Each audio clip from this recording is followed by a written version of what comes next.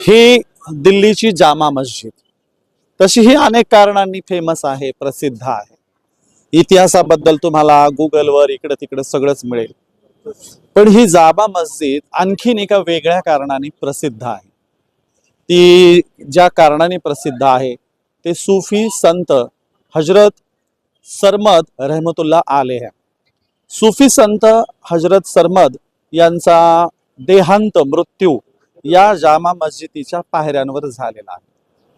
सूफी संत सरमद हे अत्यंत विद्रोही विचारांचे होते, निर्भीड होते आणि जुलमी जे त्यांच्या तोंडावर चांगले माणुसकीचे प्रश्न उपस्थित करणारे होते. सूफी सरमद यांना मारणाऱ्यांमध्ये औरंगजेब यांचे बंधू, ज्यांनी अनेक मराठी हिंदी हिंदूंच्या धर्मग्रंथांचं फारशी अरबी भाषेत भाषांतर केलं असे दाराशुकोह सूफी सरमद यांना फार मानायचे. दाराशुकोह उदार विचारांचे होते आणि त्याचं कारणही होतं कारण ते सरमद सारख्या सूफींच्या संपर्कात होते, सहचार्यात होते. सूफी संत सरमद यांनी जे अनेक प्रश्न केले त्यातला एक प्रश्न होता की कुणालाही त्रास न देता स्वतःच्या स्वकमाईने कमवलेलंच जे काही अर्थ आहे, पैसा आहे, प्रॉपर्टी आहे, तिलाच आम्ही मानणार. लोकांना त्रास देऊन कमवलेल्या प्रॉपर्टीला मी का मानायचं? तर सूफी सरमद हे नेहमी अर्धाच कलमा पढत असत असं म्हटलं जायचं. ते तोंडातून नाही कोई अल्लाह असं म्हणायचे आणि हृदयात शिवाय अल्लाह के असं म्हणायचे. त्यामुळे नाही कोई अल्लाह एवढ्याशा त्यांच्या अर्ध्या कलम्यावरून गदारोळ झाला आणि औरंगजेबाच्या राजवटीतल्या सूफींच्या विरोधात काम करणाऱ्या काही उलेमा मौलवींनी औरंगजेबाचे कान भरले.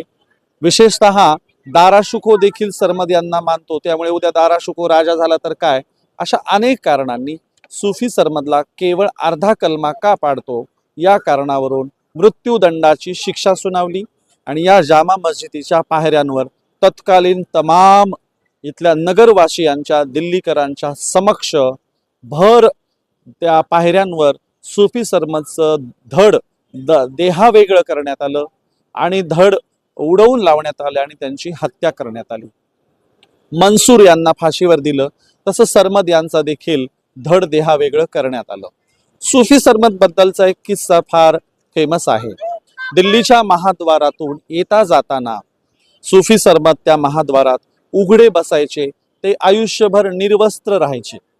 एकदा औरंगजेब त्या महाद्वारातून जाताना त्यांनी प्रश्न केला की सरमद, अरे जगभरात एवढं मोठं माझं राज्य आहे, जगभरातून लोक मला भेटायला येतात आणि तू मात्र असा नग्न बसलेला असतो त्या महाद्वारात.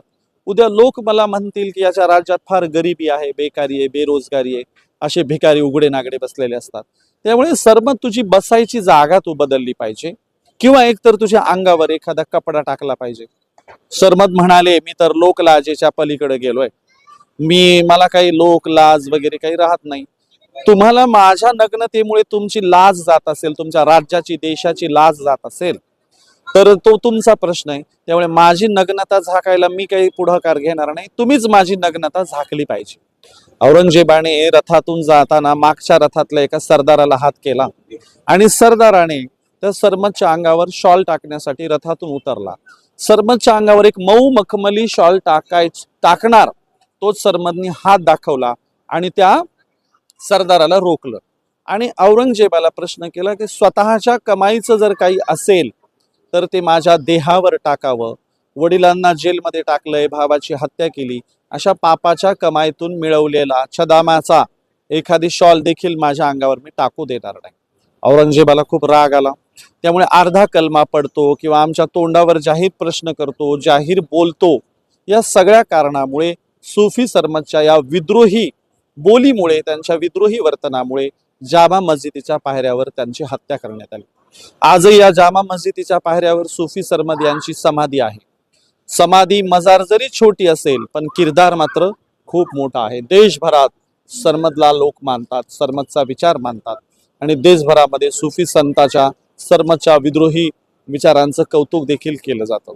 आणि म्हणून कोणत्याही काळात जुलमी जेते असू द्या, त्यांच्या तोंडावर नग्नतेचे प्रश्न उपस्थित करणारे संत असतात, सूफी असतात, विद्रोही लोक असतात. आणि म्हणून सरमद हे सदैव प्रेरणा देत राहतील सरमद हे सदैव ऊर्जा देत राहतील. सरमदनं जो माणुसकीचा, बंधुभावाचा, सलोख्याचा, सगळ्यांनी प्रेमाने वागवण्याचा जो संदेश दिला तो निश्चितच कौतुकास्पद आहे, प्रेरणा देणारा आहे. आणि म्हणून आजही अनेक ठिकाणी सरमदचं नाव ठेवलं जातं, नाव घेतलं जातं.